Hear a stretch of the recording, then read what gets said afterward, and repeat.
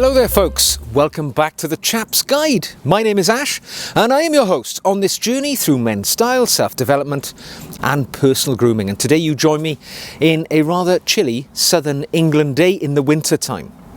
But today I'm talking about men's grooming and I'm going to offer you some tips which may help your grooming journey go a little smoother. Because let's be honest, grooming is very important to the way that you're perceived by others and also the way that you feel about yourself.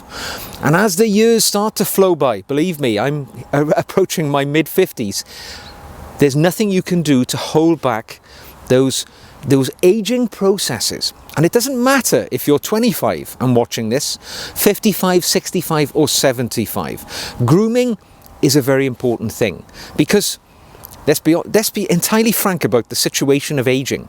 You can't put the sand back in the hourglass. All we can do is embrace the grooming process to make ourselves look a little better as the age builds up and our appearances change. And we can put a bit of a slow on it. Now, I do, of course, absolutely advocate for embracing your passing years. I think there's nothing worse than seeing a gentleman who's desperately trying to claw on to their youth. We all know them. They're the chaps who dye their hair, maybe wear hair pieces, maybe wear a girdle to hold the old waist in as the middle-age spread starts to become apparent. Embrace the aging process, but you can do so gracefully by applying some of the grooming tips that I'm going to suggest today. Now, my number one tip for you when it comes to maintaining a good grooming regime is to look after the important big things first and get yourself a nice simple skincare regime, because the skin is perhaps the most important thing when it comes to your grooming. It's the largest organ of your body. It covers the entirety of your body, and when people meet you, they look at your skin and they'll determine something from you. If your skin is dull and sallow and you don't look healthy, that's what people are going to think. You're not a well person. But if your skin is vibrant and bright and well cared for, you're going to look healthy and jolly and cheerful, and that's how people will perceive you. And it's easy to get a skin regime which is simple and works for you. I'll tell you what I do. Now, I use a exfoliating scrub a couple of times a week. Simple as that. I use it in the shower just 2 or 3 times a week, and it breaks down all of that dead skin cells which are lying on the surface of my face generally. If you want to use it on other parts of your body, you can. I typically use it on my face. Gets rid of all that unwanted dead skin, breaks it down, gives you a nice core element to work with. Then, when I'm not using a exfoliating scrub, I use, in my case, an oil eliminating facial wash. I don't use bar soap on my face because that is quite general. It works all over your body. It's designed to get sort of dirt off your skin. It may be a little harsh for your face, which obviously the skin is a little more sensitive. It's exposed to the elements all the time. You want to look out for it. I simply use one which is relevant for my skin, which is the important thing to remember. Everybody's skin is different. We all have different skin chemistries. So if you see an advertisement for a skin product, be it a facial scrub or a cream of something like that, don't assume that's going to work for you. You'll see products being hawked on various YouTube channels as the best way to go. You need to go the best way for you. You need to find out what sort of skin you've got. And to be honest, the best way to do that is to go into a large department store where they've got skincare areas, generally for ladies, that's true, but they're also good for men, and get your skin tested. Find out if you've got oily skin or dry skin, and then build your skincare regime around your skin chemistry. Don't make the assumption that one size fits all when it comes to skincare. It doesn't. So I use an exfoliation scrub. I use a skin wash, facial wash in between. And then I also employ a good skin moisturizer, which I apply twice a day. Now, you need not spend a pile of money, all right? You don't have to go to a very expensive skincare cream, which is, made from distilled mermaid's tears and unicorn droppings, which is going to cost a fortune. I use a really modestly priced, inexpensive, very widely available men's skincare hydration gel twice a day. Once after I've shaved and once in the evening after I've had my evening shower. And with his 2 applications of moisturiser, my skin generally feels plump and healthy and well hydrated. So it works for me. But go on your journey to find out what the best skincare products are for you. Now, it might take some time before you find the things which fit you just right. Doesn't have to cost a lot of money. Doesn't have to take hours every day to get your skin looking good. Couple of minutes in the morning, couple of minutes in the evening, and you're going to look years younger in no time at all. Now, my number 2 tip for building a really great and healthy skincare regime is embrace shaving. All right, don't, like most men do, think of shaving as this onerous chore that you have to get through every day at the beginning of the day just to look your normal self. When you build yourself a good shaving regime, it becomes almost a meditative part of your day. I look forward often to getting out of bed, getting into the bathroom and shaving because I've built a regime which works well. Now, one of the reasons why people hate shaving is because they're not doing the best they can with their shave. They use inexpensive cartridge razors, or I say inexpensive, some of them can be really expensive. If you use an inexpensive disposable razor, you're not going to get a good shave. If you use a cartridge razor, which can be very expensive, again, you're not going to have the best shave. People who tend to shave like that tend to use shaving cream which comes from an aerosol can, which is not a pleasant experience either.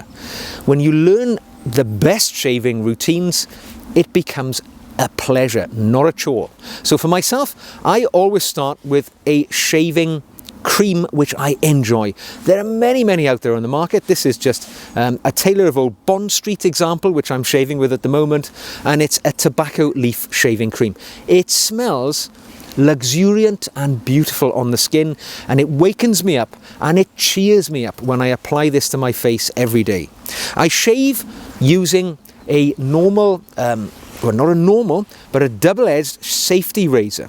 Now, this is the way that men have been shaving for generations. My grandfathers shaved with this type of razor, and they did so for a good reason.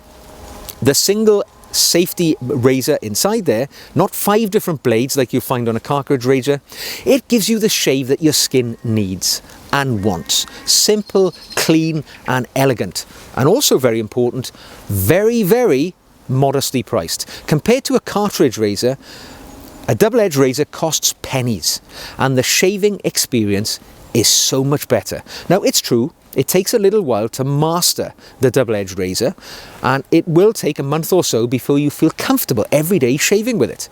But once you've learned how to shave with one of these, gone are the days of shaving bumps, cuts, and irritation to your skin. This will take away all of that because it's natural, simple shaving methods so much better than disposable razors or cartridge razors. Once you've gone double-edged shaving, you will never go back. And then once you've shaved, I always apply a witch hazel product. Now, witch hazel is a natural product found in nature, as I am today, and it is, it's an astringent. It is an anti-inflammatory, anti-infection, looks after your skin, it's odorless, you apply it to your skin, and it's almost like a protective process that you go through.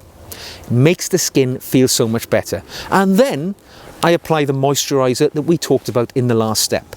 But embrace the shaving process, because it will become an enjoyable part of your day and your skin will respond to the love and attention that you lavish upon it. You will have a clean-cut jawline every day, no need to worry about irritation or razor bumps. Now, I know what you were thinking.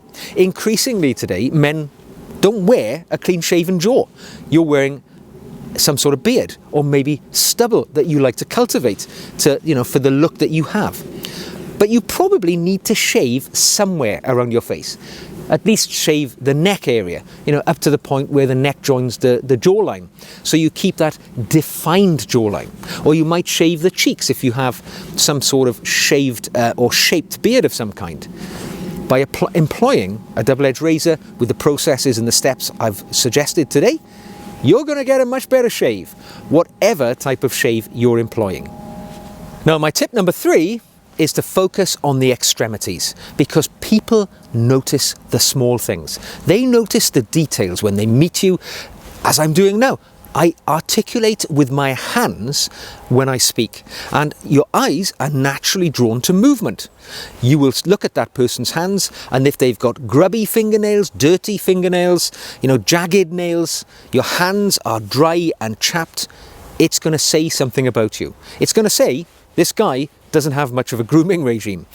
It's easy to overcome these things when it comes to the extremities, particularly with the hands.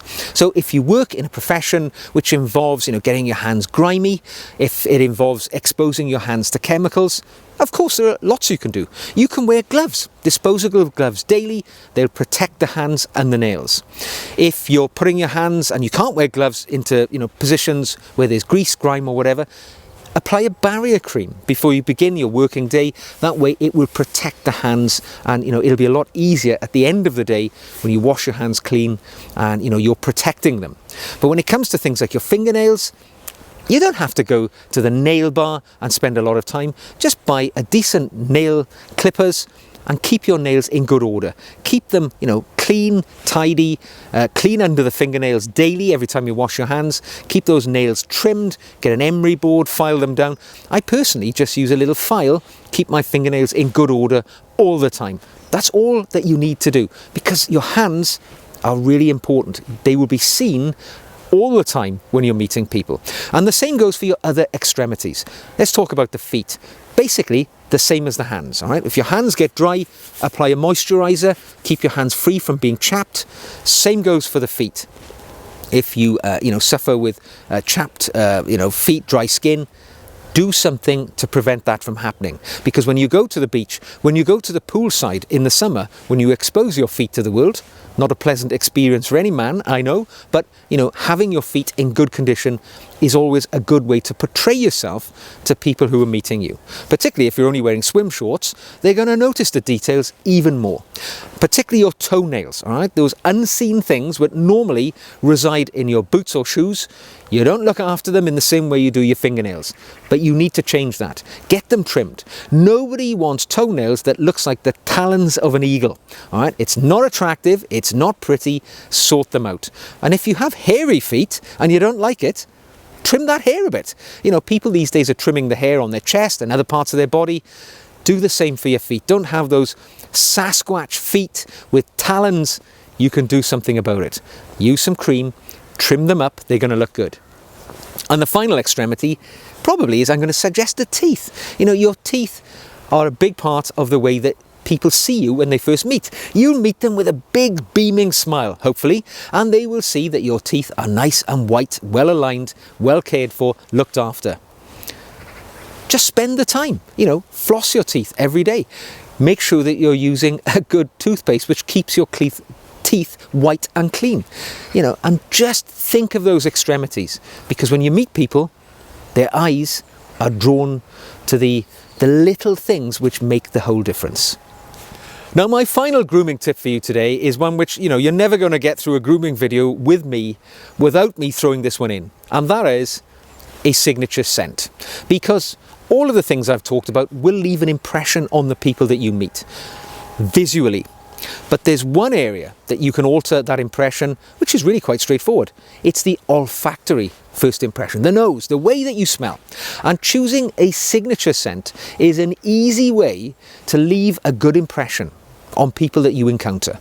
Sometimes, you don't even have to be there. If you've been in a room and you wear a signature scent, which you wear all the time, somebody walks in after you, they will smell that fragrance and they will know that you've been there, because that is your signature scent, the olfactory presence that you leave in a room. And of course, it's so easy to build that up. Find a fragrance that you love, not that you just like, that you love and adopt it as your signature scent. Wear it all the time. Make it your habitual fragrance, and people will identify and recognize you through your fragrance. You know, people will say, maybe behind your back, but they will say, do you know old Charlie? What a beautiful way he smells every time I meet him. What a great first impression to leave on people, that you have a beautiful fragrance. Believe me, it's so much better than the opposite, and people say, God, that guy stinks. Smelling good is good. Now, my signature scent, I've cultivated many over the years. I love men's fragrance. All you got to do, a couple of squirts in the morning. But for me, I love Chanel Antaeus because it is a rich, velvety, masculine fragrance from the 90s, which takes me right back to that era of my life. And I love to think this is the way that my presence in the world is identified on the nose. I would like to be thought of, olfactory-wise, as Chanel's Antaeus. Now, you will have a fragrance which works for you. It's your habitual fragrance that you leave, or you'd like to be thought of leaving in the world. Choose it well, even if it costs quite a bit of money. It's so important, it's worth a little investment. And that's the way people will think of you. So much better than being that sweaty, smelly guy. Be that beautiful smelling guy. It's the way to go. Okay folks, those are my 4 quick and simple men's grooming tips that can elevate your presence in the world and leave a good impression and leave a good smell in the places that you go. It's well worth thinking about it, because once you got that regime and that grooming sort of routine, it's easy. You just do it without even thinking about it, and being known as a well-groomed man is not a bad way to linger in people's memories. So I hope you've enjoyed this video today. If you had, give it a thumbs up. If you'd like to see more, click the red button, come on the subscriber journey with me. And if you'd like to practically support the channel, the easiest way to do so is to just buy me a coffee. And you'll find the link to my Buy Me a Coffee page in the show notes below. You will also find regular updates and podcasts from me on my Buy Me a Coffee page, and it doesn't cost anything. So go along, join the Buy Me a Coffee page, and keep up to date with things that are happening at the Chaps Guide. So until the next time, take care, smell good, groom well, and I will see you again very soon.